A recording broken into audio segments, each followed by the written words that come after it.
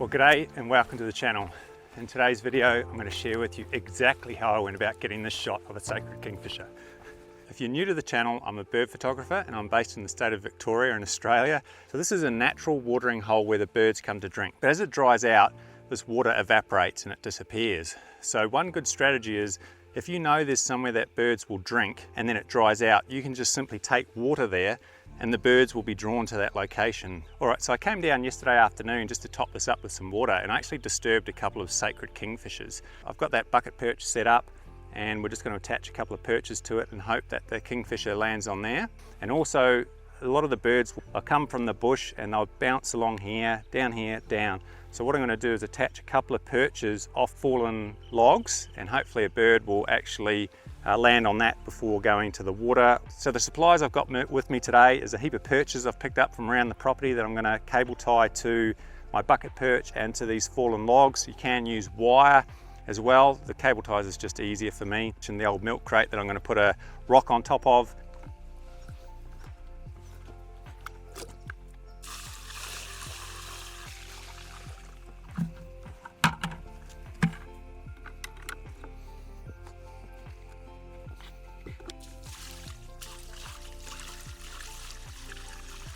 Okay, so I'm going to lift up this rock and take it over. Hopefully it's not too heavy.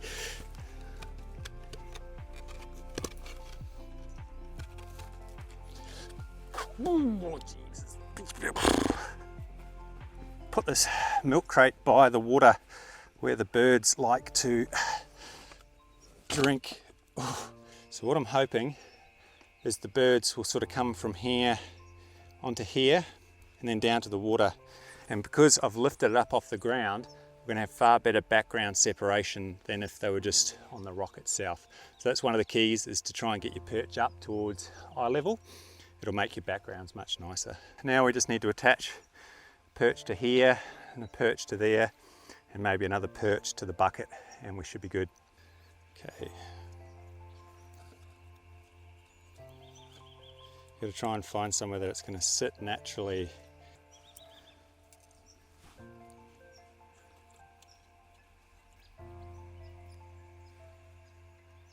Like that.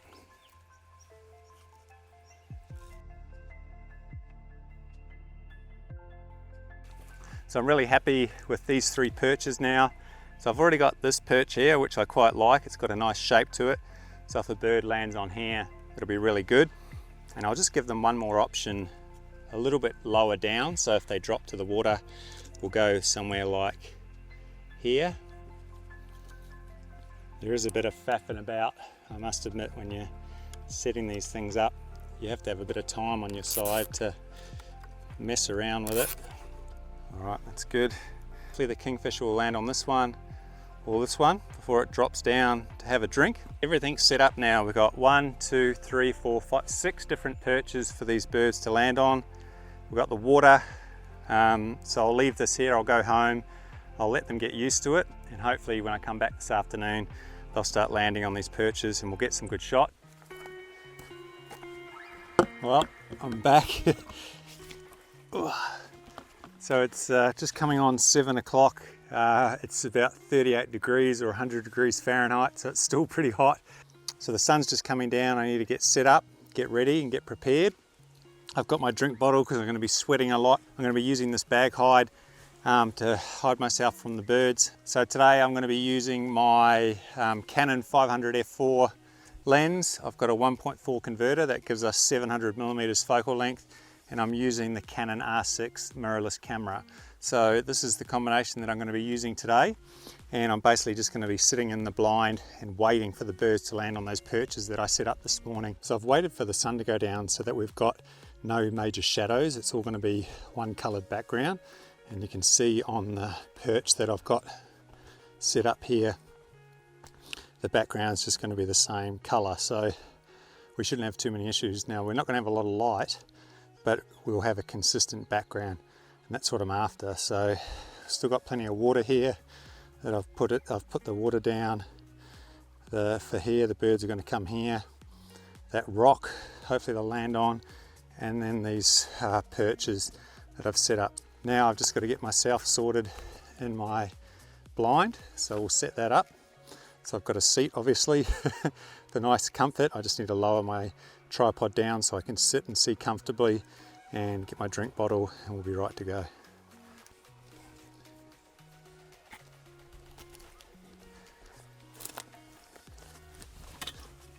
Ideally it wants to be about head height so I don't have to look down, but I still want to be able to see over the camera so I can see the birds when they arrive.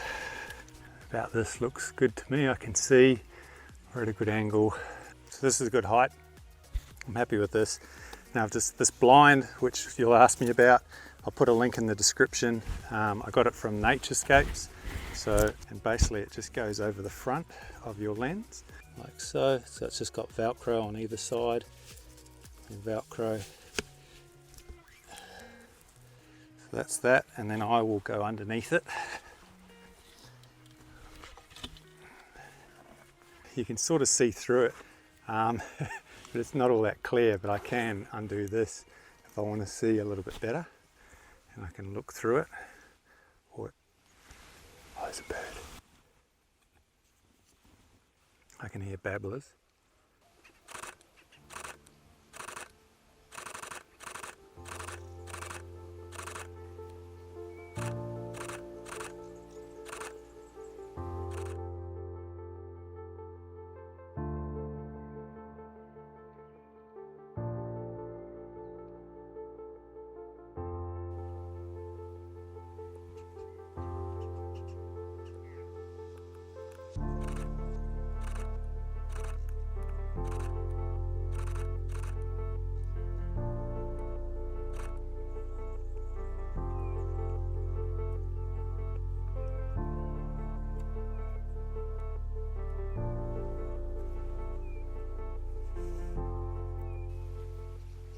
So now it's just the waiting game, waiting to see whether a bird turns up and lands on your perch, and whether you're fast enough to focus on it, take some shots before it moves on.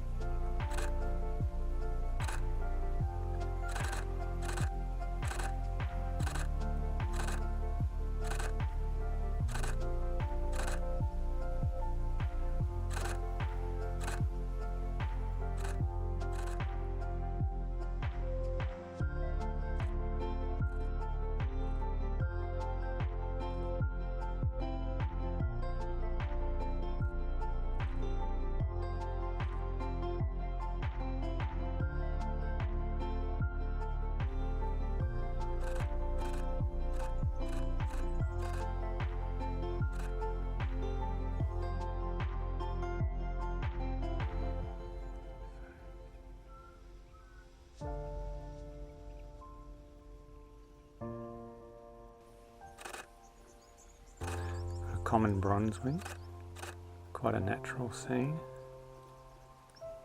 Oh, I like that, really like this shot. Very natural.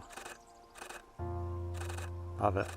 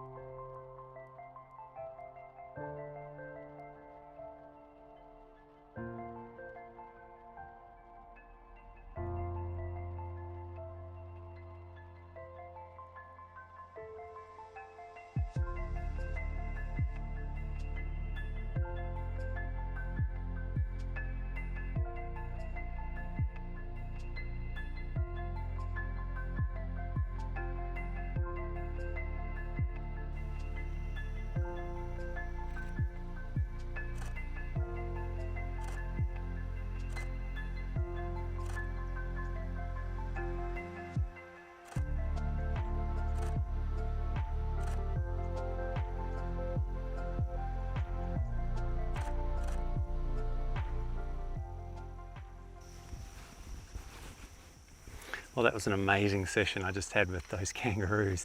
We didn't have the best light, so the ISO was fairly high, so it'll be a good test for the R6 to see how it performed. Really actually just enjoyed watching them.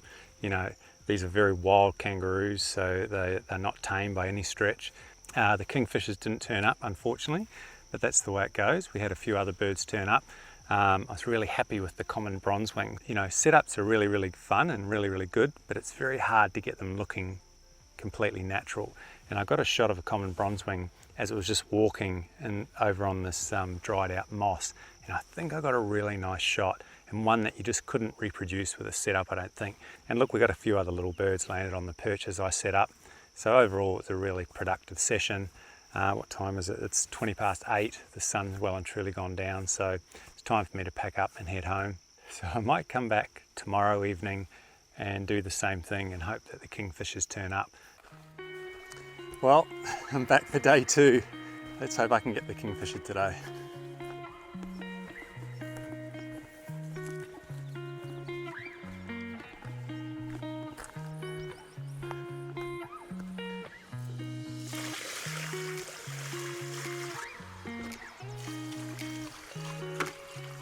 All right, let's get set up for day 2.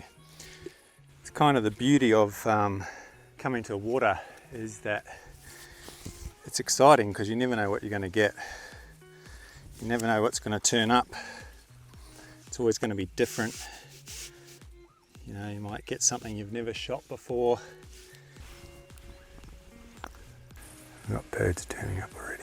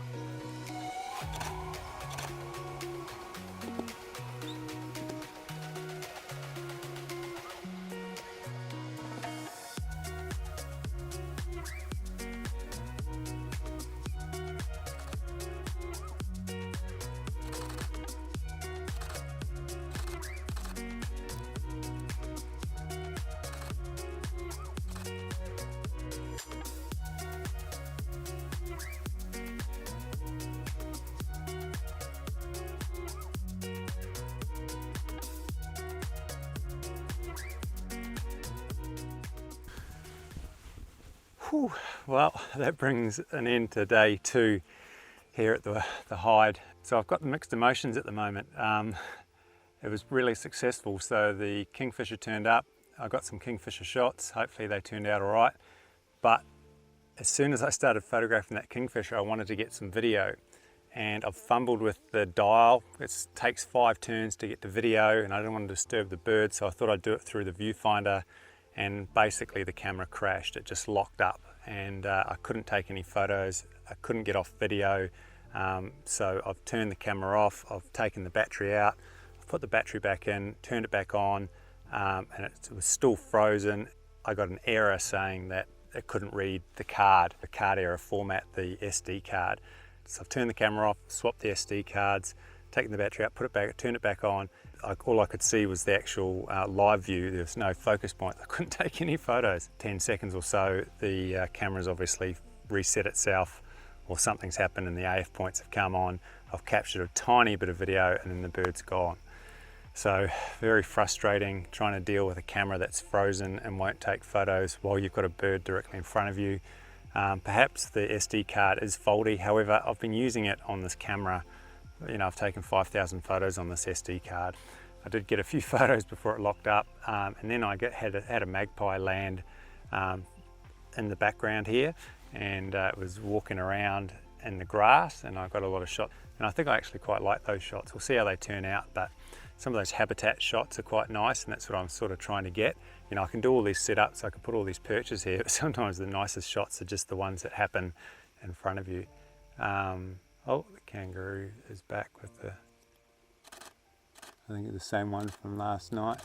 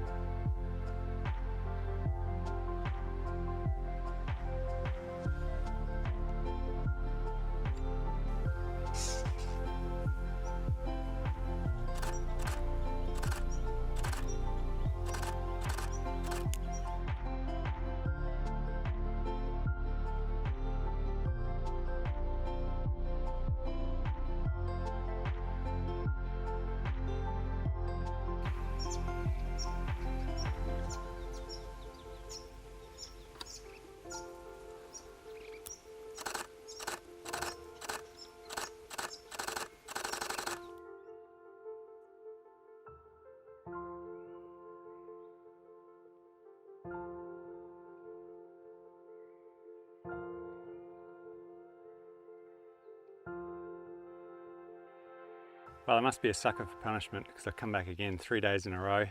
It's just gone 8 o'clock. It's so hot. I've sweated probably litres. So I just want to touch on the camera locking up. I tried to use that memory card again and it locked up again on me today fairly quickly. So it's clearly an issue between that card and the camera. So I've used a SanDisk card for the rest of today and I didn't have an issue at all. I'm happy to know that it's likely to be just that SD card and not the camera. I'm not sure if you've had any problems with Lexar cards in your R5 or R6, maybe just leave it in the comments. But today the camera performed really, really well and I got some amazing shots of a white-browed babbler. It actually landed on that rock that I put on the top of the milk crate, so I was able to get some shots. The IAF continues to impress me, it continues to lock on, and the shots when I check them are just super sharp. I really cannot emphasize how sharp the shots are when using Auto IF when it works. It really is a game changer. So if you liked this video, give me a thumbs up. You know, subscribe if you want to see more of these videos.